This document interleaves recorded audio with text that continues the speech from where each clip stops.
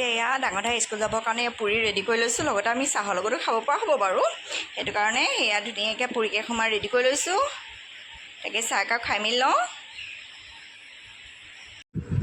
নমস্কাৰ, good morning. আশা কৰিছোঁ আপোনালোক সকলো ভালে আছে। আমাৰো ভাল। এতিয়া ৰাতিপুৱা মানে ডাঙৰ দাইক পঠিয়ালোঁ দেই, আৰু সৰু বেটিকো এয়া মানে খোৱা বোৱা ৰেডি কৰিলোঁ। এতিয়া মই খাই আছোঁ, মানে খাবলৈ লৈছোঁ। ডিম এফালেহে আছেগৈ বাৰু, এফালকো মৰমত দিলোঁ, আৰু লগতে আলু খনা অকণমান। তাকে ৰুটি সৰু সৰুকৈ পুৰি এটা বনাইছিলোঁ, তাকে খাই লওঁ। তাৰপিছতে ডাঙৰ দাইকো টিফিনত দি পঠিয়ালোঁ পুৰি। সৰু বেটিয়ে বাৰু জুচ এটাই বেলেগ কিবা নিব বোলে, আৰু আকৌ দোকানত গৈ আকৌ কিনিবগৈ লাগিব তেনেকুৱা। আৰু এতিয়া মই এয়া পুৰি দুটাৰ সৈতে ডিম এফাল আছে, লগতে আলু খনা আৰু আচাৰ অকণমান লৈ পিনে পটাপট খাই লওঁ। খাই লৈ পিনে আকৌ তাহাঁতক থ'বলৈ যাওঁ তেনেকুৱা।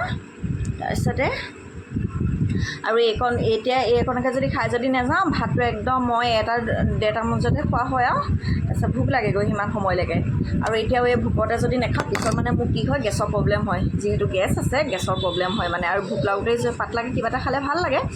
তাৰপিছতে সেয়া, আৰু এতিয়া এয়া মৰমে বাইকক থৈ আহিলে দেই, গাড়ীৰ ওচৰত থৈ আহিলে। তাইবোৰ খাই মেলি ৰেডি হৈ আছে, মই ইয়াক খাই লওঁ বাৰু। আজিৰ দিনটো কি দেখাব পাৰোঁ আপোনালোকে তাকে চাই যাব।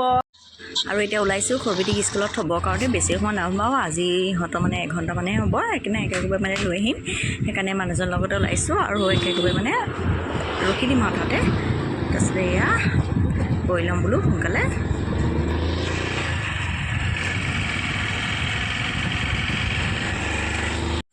সেই মধুৰি লৈ আহিছিলে দেই, দেওবাৰ বজাৰ পৰা। মধুৰি আনিছে 3টা দেই, ডাঙৰ বাৰু। তাৰ 2টা ভাল, এটা বেয়া। তাকে কৈছোঁ আৰু এনেই কঁঠালটো মানে সেয়া গুটি ডাঙৰ বা খোৱা নাই। গৃহস্থৰ ঘৰতো জানিব লাগে ন, কঁঠালৰ সজজোপানো কেনেকুৱা। আৰু কঁঠালৰ গুটিজোপা মানে সজটো বেয়া হ'লেতো গোটেই কঁঠালখিনিতো বেয়া হ'ব ন। পইচাৰ লগত মানে এনেকুৱা মানে সাৰ খোৱা নথকা বস্তু কিছুমান বেছিছে। এতিয়া হওক নহওক বাৰু 2টা বাৰু মিঠাই, 2টা ভালেই, কিন্তু এটা যে একদম বেয়া, সেইটো কথা বাৰু বেলেগ নহয়। কিন্তু কঁঠালৰ কথা কৈছোঁ ন, গোটেই গছজোপা সজটো মানে বেয়া। তাকে বোলো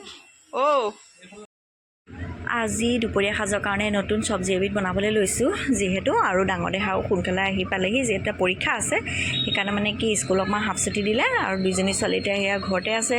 তাৰপিছত দুপৰীয়া 12টামান বাজিছে। তাকে বোলো এতিয়া ভাতৰ আয়োজনো কৰোঁ, কাৰণ সময়ো হ'ল। আৰু আজি ভাজি শাকতে ভাজিব লৈছোঁ টিকনি বৰুৱা কি বাৰু গম পাইছেনে আপোনালোকে? গৰু বিনান যে যিডাল আমি দুৱাৰডলি যে লগাওঁ, কাৰেণ্টীয়া লতাডাল, তাৰ কোমলীয়া আগটো হয়। আৰু আমি মানে আগতে খোৱা নাছিলোঁ দেই, এইবাৰ হৈছে 2nd টাইম। তাৰপিছতে ভাজি শাকটো ইমান ভালেই বাৰু, ইমান বেয়া নালাগে খাবলৈ। তাৰপিছতে এওঁ মানে ক'ত গম পালে জানো, মানে বহুত বেমাৰ আজাৰ কাৰণে ভাল, বিশেষকৈ ডাঙৰ বেমাৰ আজাৰ কাৰণেই ভাল বাৰু।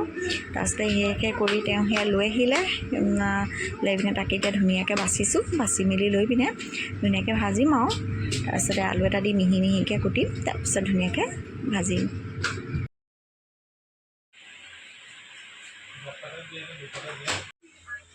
আৰু আজি দুপৰীয়া সাজত এয়া এনেদৰে খাবলৈ লৈছোঁ টিকনি বৰা ভাজি, লগতে আচাৰ, আৰু হৈছে ঔটেঙা দালি। এনেদৰে সেইপিনে ডাঙৰ দেহাও খাই আছে, লগতে সৰু বেটিও খাই আছে। খাই লওঁ বাৰু ভাতকেইটা এতিয়া। আৰু আজি দেখিছেনে ৰ'দ চেঙা বাৰু ইমান চোকাকৈ দিছে, কি ক'ব বাৰু। তাৰপিছত এতিয়া বাহিৰতে বহি আছোঁ। বাহিৰতে বহি পিনে এয়া বুট কেইটামান লৈ পিনে খাই আছোঁ। ইহঁত দুজনী বাৰু শুই আছে অকণমান, তাকে বাহিৰতে বহি লৈ সেয়া বুট, পিঁয়াজ, তাৰপিছত জলকীয়া এটা লৈ তেনেদৰে এতিয়া খাই আছোঁ। আকাশত এইয়া জিলিকি থকা তৰাটো দেখিছেনে বাৰু? বহুত মানে মোবাইলতে ইমান ধুনীয়াকৈ জিলিকিছে গম পাইছে। আৰু সিভাগেতো বহুত ডাঙৰকৈ ওলাইছে। এইটো কোনো চন্দ্ৰ নহয় আকৌ দেই, এইটো তৰা। ইমান ডাঙৰকৈ তৰাটো ওলাইছে দেখিছেনে? মই অথনিৰ পৰা ৰখি পিনে চাই আছোঁ, বোলো ভিডিঅ' অকণ কৰি থৈ দিওঁচোন। কিনাৰতে এটা আছে, সেইটো সৰু, এইটো বহুত ডাঙৰ তৰাটো। সম্ভৱ এইটো ধ্ৰুৱ তৰাই হ'ব যেন লাগিছে দেই। ইমান ডাঙৰ চাই দেখা তৰাটো, সেইটো চা, ইমান ডাঙৰ তৰা চাই এইটো।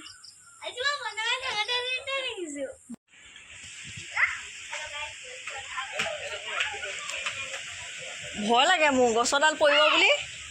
বতাহখন মাৰিছে, ভাল লাগিছে বাৰু। এই নিশ্চৰিবি, কেলৈ চিঞৰিছ?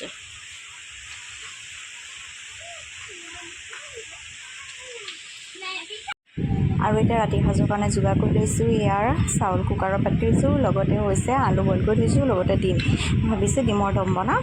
আৰু বতাহ মানে ইমান ডাঙৰকৈ আহিছে, সেইকাৰণে খুব সোনকালে মানে ভাতকেইটা আয়োজন কৰিছোঁ ৰান্ধিবলৈ। বাৰু এতিয়ালৈ মই ভিডিঅ'টো ইমানতে সামৰণি মাৰিছোঁ।